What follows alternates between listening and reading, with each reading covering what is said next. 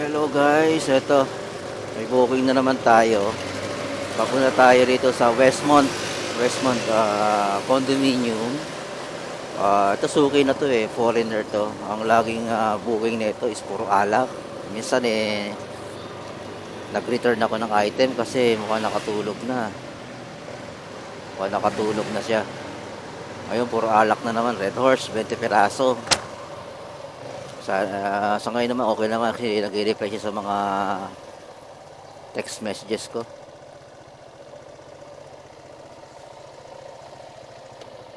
Nangka E2, unit E2. Yung foreigner to lagi tong lasing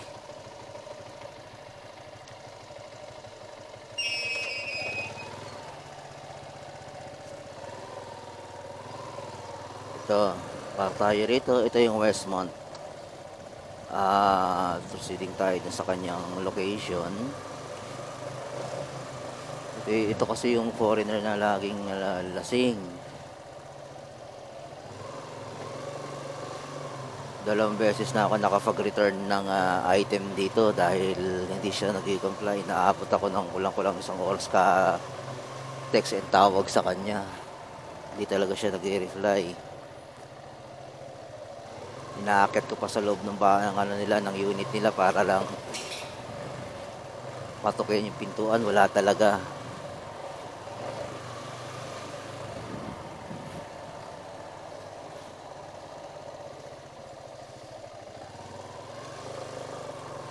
Ayun.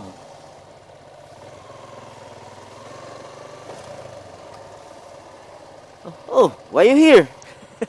It's okay.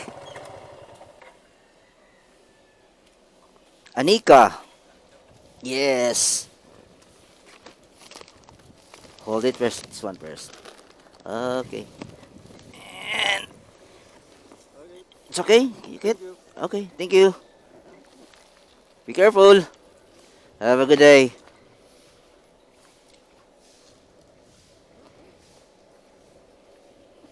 Kita mo, yun, di ba?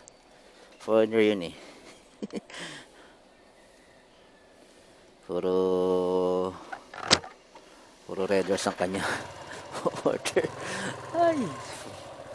See?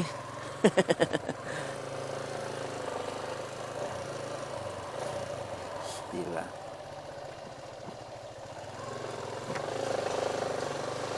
Malakas siya mag-inom. Halos araw-araw nagiinom yan. Oo, Red Horse, some wine, mga whiskey. Ayan yung binubuking niya Pero bata pa no?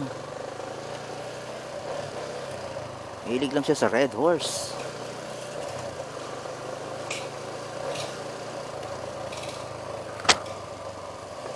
Okay, tapos na tayo sa pangalawang booking natin. At atin na unang ito turn out. Ay wag, antayin natin tapos. Alam na tayo.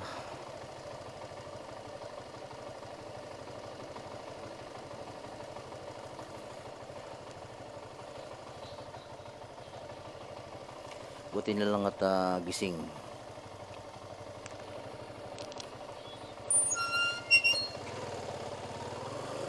Laging laging tulog yun. Ilang beses na ako nakapag-return. Siguro pag lasing na, hindi nakakatulog na siya.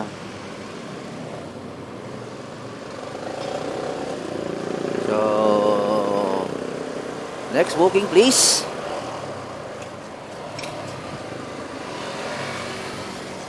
Next booking. Ciao muna at maya uli.